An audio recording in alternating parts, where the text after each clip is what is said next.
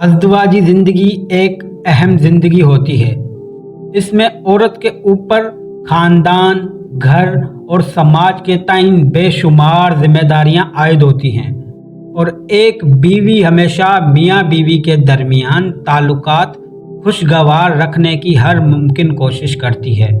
تو اس لیے شریعت میں بیوی کے شوہر پر کچھ حق بنتے ہیں جن کو دو حصوں میں تقسیم کیا گیا ہے، ایک مالی حقوق اور دوسرے غیر مالی حقوق۔ اگر ہم مالی حقوق کی بات کریں تو وہ یہ ہیں: مہر، نفقہ، رہائش۔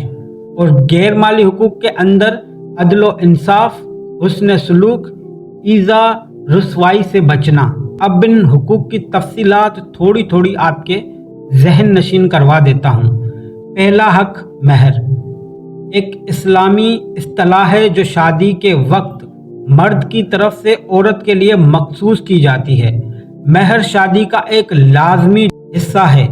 حق مہر ادا نہ کرنے کی نیت سے نکاح کرنے پر حدیث میں سخت الفاظ استعمال کیے گئے ہیں کہ قیامت کے روز ایسے مرد زانی اٹھیں گے۔ اگر مہر کی مقدار کو نکاح کے عقد میں متعین نہیں کیا گیا تو بھی مہر عورت کے لیے واجب ہوگی۔ دوسرا حق نفقہ یعنی بیوی کے اخراجات۔ علماء اسلام کا اتفاق ہے کہ بیویوں کے اخراجات ان کے شوہروں پر واجب ہیں۔ اگر بیوی شوہر سے جدا ہو جائے تو شوہر پر نفقہ ضرور نہیں ہوگا۔ نفقہ کی حکمت یہ ہے کہ بیوی نکاح کے عقد کے ذریعے شوہر کی ملکیت اور اختیارات میں شامل ہو جاتی ہے، لہذا شوہر پر اس کی استطاعت کے مطابق بیوی کے اخراجات واجب ہیں، چاہے اس کی بیوی بذات خود ہی دولت مند کیوں نہ ہو۔ اور بیوی اگر شوہر کی اجازت سے کچھ کماتی ہے تو بیوی پر لازم نہیں ہوگا کہ وہ گھر کے اخراجات میں خرچ کرے، البتہ وہ اپنی جانب سے کرنا چاہتی ہے تو وہ اس کی اپنی رائے ہوگی۔ تیسرا حق رہائش، یہ بھی بہت اہم حق ہے، یعنی شوہر پر اپنی استطاعت اور قدرت کے اعتبار سے رہائش کا انتظام خود کرنا ہوگا۔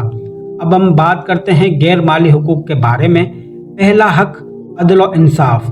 شوہر پر اپنی بیوی یا بیویوں کے درمیان رہائش اور لباس وغیرہ میں انصاف کرنا بہت ضروری ہے۔ دوسرا حق حسن سلوک، بیوی کے ساتھ حسن سلوک کرنا ہے، اس کے حقوق کو ادا کرنا ہے، اس کی جائز خواہشات کی تابع داری کرنی ہے۔ اسلام نے عورتوں کے ساتھ حسن سلوک کی جا بجا تعلیم اور تاکید کی ہے۔